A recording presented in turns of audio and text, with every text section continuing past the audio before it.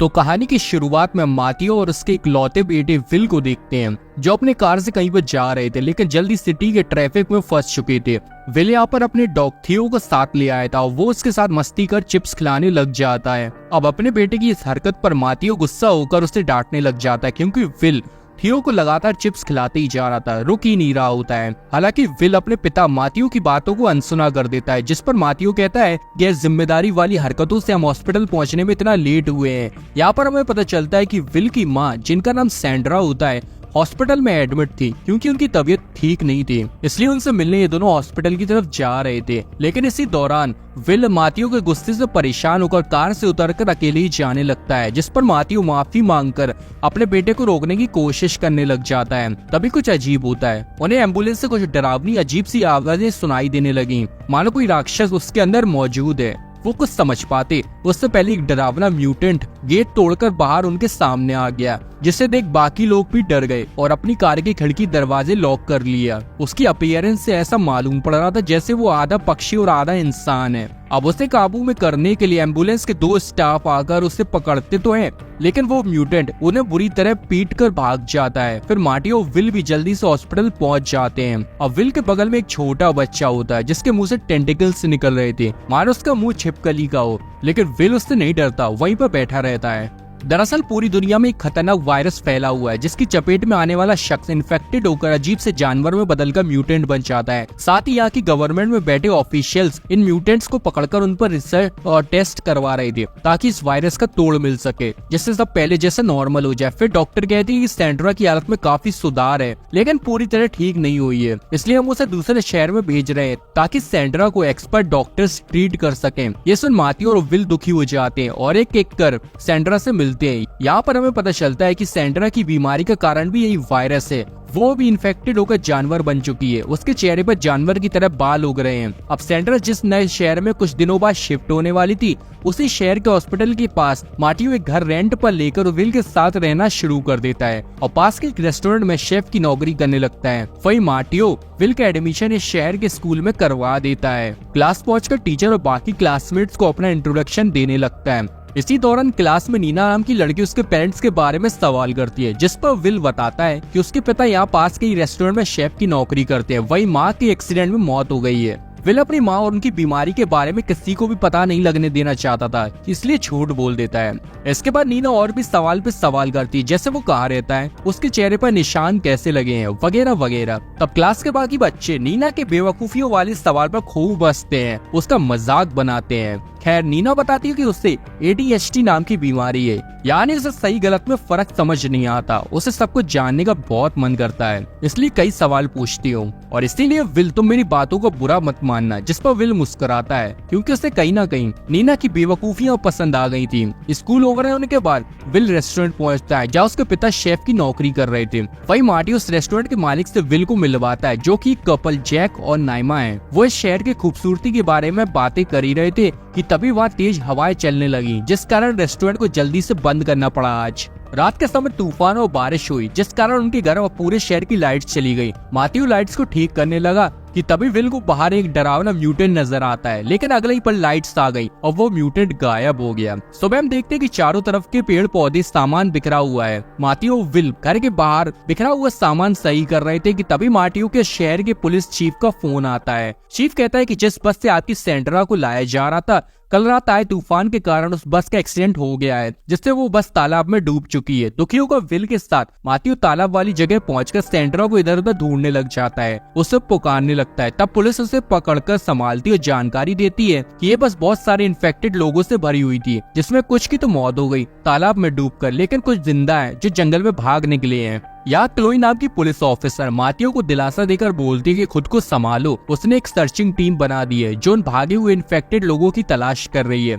Sandra का अभी तक कुछ भी पता नहीं चल पाया है, लेकिन जल्दी वो मिल जाएगी अगर जिंदा हुई। हालांकि माथियो इस सोच कर परेशान हुए जा रहा था कि सैंड्रा मिसिंग है, इसलिए रात को घर के बाहर कपड़े डालने लग जाता है। ये अजीब हरकत देख विल माथियो से पूछता है कि कहीं आप पागल तो नहीं हो गए, उधर माँ गायब है और आपको कपड़ों की पड़ी है। माथियो बताता है कि तुम्हारी माँ एक जानवर में बदल गई है, इसलिए उसके सूंघने की शक्ति बढ़ गई होगी, इससे वो हमारे कपड़ों को सूंघकर हम तक वापस आ जाएगी। लेकिन विल ये कहकर अंदर चला जाता है कि ऐसी माँ वापस नहीं आने वाली। अगले दिन टीचर उन्हें tug of war game ground में खिलाना स्टार्ट करता है। शुरू में विल की टीम हार रही होती है क्योंकि विल का तो पूरा ध्यान अपनी माँ के गायब होने में था। लेकिन तभी विल अकेले रस्सी को खींचकर सामने वाली टीम को पूरी तरह आउट कर देता है। विल की ताकत देख टीचर और बाकी बच्चों को अपनी आंखों पर यकीन नहीं हो रहा होता है। विल को अपने अंदर कुछ अजीब अलग सा महसूस होने लग जाता है, इसलिए घर लौटकर अपने नाखून को देखता है जो किसी जानवर की नाखून की तरफ नजर आ रहे थे। फिर घबराकर पीठ पर अजीब सा निशान दिखाई देता है क्योंकि उसकी रीढ़ की हड्डी बाहर आ रही थी, यानी कि अब साफ हो चुका था कि वो भी इन्फेक्टेड हो चुका है, जल्दी जानवर बन जाएगा। ये सोचकर विल दुखी होकर रोने लग जाता है क्योंकि वो किसी भी कीमत पर ऐसा नहीं चाहता था। अगली सुबह मार्टियो सुपरमार्केट में कुछ सामान खरीद रहा था, तभी उसकी मुलाकात वहाँ ऑफिसर क्लोई से होती है। तभी उन्हें कुछ लोगों के चीखने की आवाज सुनाई दी। पता चला कि कोई है जो एक जानवर की तरह नजर आ रहा है। ये सुन मार्टियो को लगता है कि सैंड्रा उसे ढूंढते ढूंढते यहाँ आ गई है, इसलिए वो उसे जोर जोर से आवाज लगाकर बुलाने लग गया। लेकिन सैंड्रा उसे नहीं मिलती। उल्टा मार्टियो और क्लोई को एक ऑक्टोपस की तरह दिखने वाला एक बच्चा दिखाई दिया जो डरकर भागता है, पर ऑफिसर क्लोई उसे कूदकर पकड़ने में कामयाब हो जाती है। इसी बीच मार्टियो को टेबल के नीचे अंधेरे में छिपा एक और बच्चा दिखाई दिया जो कि एक बर्ड जैसा एक और ह्यूमन म्यूटेंट दिख रहा होता है। मार्टियो उसे शांत कराकर उसके पास आने को कहता है, लेकिन पुलिस वहाँ आके मार्टियो के बाहर जाने को कहती है और फिर उस बच्चे को भी पकड़कर एम्बुलेंस में डाल देती है। ये सब होने के बाद ऑफिसर क्लोई मार्टियो से आकर सवाल करती है कि तुमने सुपरमार्केट से हथियारों वाला सामान क्यों खरीदा है, तुम कोई जंग लड़ने जा रहे हो क्या? लेकिन मार्टियो हंसकर झूठ बोल देता कि हाँ, वो उसका बेटा देश के लिए जंग लड़ने जा रहा है और समय मिले तो कैंपिंग भी कर लेंगे। क्लोई फिर वहाँ से चली जाती है, लेकिन मार्टियो ने ये सब अपनी बीवी सैंड्रा के लिए खरीदा है जिससे सैंड्रा जंगल में आसानी से रह सके। दूसरी ओर विल दोस्तों के बुलाने पर पूल पार्टी में पहुंचकर खूब मस्ती डांस करता है। तभी उसकी क्लासमेट पिछली रात देखे एक म्यूटेंट के बारे में खबर बताती है कि उसी दौरान ज्यादा पी लेने के कारण विल की तबीयत खराब होने लग जाती है और वो अपनी सीट से नीचे गिर जाता है। तब नीना उसे कुछ दवाई ऑफर करती है, ये लो, इसे जल्दी से खा लो, तुम बेटर फील करोगे। लेकिन विल बड़े अजीब ढंग से नीना के हाथ से ही दवाई को चाट लेता है। ये सब नीना को जितना अजीब लगा था उतना ही विल के लिए भी अलग था। फैज के सारे दोस्त भी अब उसका मजाक उड़ाने लगे थे। शर्म आने पर दुखी होकर विल जंगल की तरफ निकल जाता है और उसकी आँख सीधा सुबह खुलती है जहाँ वो झील के पास ही पड़ा हुआ था। उसके मुंह पर खून लगा हुआ था, इसलिए घबराकर उधर से निकलकर सीधा घर पहुंचा। विल को महसूस हो रहा था कि शायद उसके गले में कुछ फंस गया है, तब गले में हाथ डालकर उस चीज को बाहर निकाल लेता है। वो चीज असल में पक्षी का एक छोटा सा पंख था। इससे बात पक्का हो गई थी कि पिछली रात विल ने एक बर्ड खाई थी। खैर, पुलिस के लगाए बैरियर्स की परवाह ना करते हुए मार्टियो विल को लेकर सैंड्रा को खोजने के लिए जंगल में जाता है। चलते हुए विल मार्टियो से पूछता है कि आपको कैसा लगा था जब माँ म्यूटेंट में बदल रही थी, जिस पर मार्टियो कहता है कि वो बिल्कुल भी नहीं डरा था क्योंकि वो मेरी सैंड्रा और तुम्हारी माँ ही थी, बस दिखने में थोड़ा सा बदल चुकी थी। अब दिन भर खोजने पर भी जब सैंड्रा का कोई सुराग निशान नहीं मिला तो ये दोनों जंगल में कार लॉक कर सो जाते हैं। कुछ समय बाद विल नोटिस करता है कि उसके नाखून फिर से बदल रहे हैं। तभी इसका डॉग थियो जंगल के अंदर चला गया तो विल भी उसके पीछे चल दिया। तभी विल की नजर एक अजीब से रंग बदलने वाली म्यूटेंट पर पड़ी जो ऊपर ऊपर से उसके साथ ही चल रहा होता है। इतने में वही गरुड़ के पंख वाला म्यूटेंट जिसे हमने कहानी की शुरुआत में देखा था विल पर अटैक करने लगता है। विल को जमीन पर पटक पंखों से उस पर जोरदार हमले करने लगा, लेकिन एकदम से रुक गया जब उसने विल की आंखें देखी। पंखों वाला म्यूटेंट जान चुका था कि विल भी उसी की तरह है। विल की चीख सुन मार्टियो भी तुरंत वहाँ आ गया और उस म्यूटेंट को उनका पीछा ना करने को कहकर विल को हॉस्पिटल ले जाने लगता है। लेकिन विल हॉस्पिटल किसी भी कीमत पर नहीं जाना चाहता था, वरना उसका सच बाहर आ सकता है। मार्टियो विल में बहस होने लगी थी कि तभी वो नोटिस करते हैं कि वो एक राइडिंग स्कूल के सामने खड़े हैं जिसके चारों तरफ पुलिस है। क्लोई बताती है कि एक म्यूटेंट ने घोड़ों पर अटैक किया था। इसी मौके का फायदा उठाकर मार्टियो क्लोई को कन्विंस कर लेता है कि उससे मदद करने के लिए। क्लोई के कहने पर एक आर्मी नर्स विल के जख्मों पर दवाई लगा देती है। विल और मार्टियो झूठ बोल देते हैं कि उनके डॉग ने उसे काट लिया था। साथ ही क्लोई ये भी बताती है कि इस वायरस और भागे हुए म्यूटेंट्स की धर पकड़ने के लिए आर्मी को बुला लिया गया है। अगले दिन लैब में विल की नजर नीना के नेकलेस पर पड़ती है जो कि ठीक वैसे ही पंख का था जिसे उसने अपने गले से निकाला था पहले। ये देख विल डर जाता है, लेकिन नीना उसे शांत कर डांटती है। क्लास के बाद नीना देखती है कि विल साइकिल पर पेडल सही से मार नहीं पा रहा है, उसके कदम लड़खड़ा रहे हैं, लेकिन नीना अपनी पूरी कोशिश करती है उसका सपोर्ट बनने के लिए। विल के साथ ऐसे बीतते समय के साथ उसके शरीर में लगातार बदलाव हो रहे थे, इसलिए वो डेली लाइफ की चीजें सही तरीके से नहीं कर पा रहा था। नीना विल को अपने घर लेकर आती है। खाना बनाते हुए विल फ्रिज खोलता है तो उसे एक मरी हुई बर्ड मिलती है। नीना से इसके बारे में पूछता है। नीना कहती है बर्ड मेरे दरवाजे पर मरी हुई पड़ी हुई थी तो मैंने इसे उठाकर अंदर रख दिया और इसके पंखों से नेकलेस बनाया। फिल उस बर्ड को नहीं खाता है क्योंकि नीना कहती है वो इसे म्यूटेंट्स को दे देगी खाने के लिए। अब इस छोटी सी डेट के बाद फिल निकल जाता है और सीधा तालाब में छलांग लगाता है। कुछ मछलियों को निकालकर विल उन्हें खाने लगता है और फिर कुछ मछलियों को लेकर जंगल में जाता है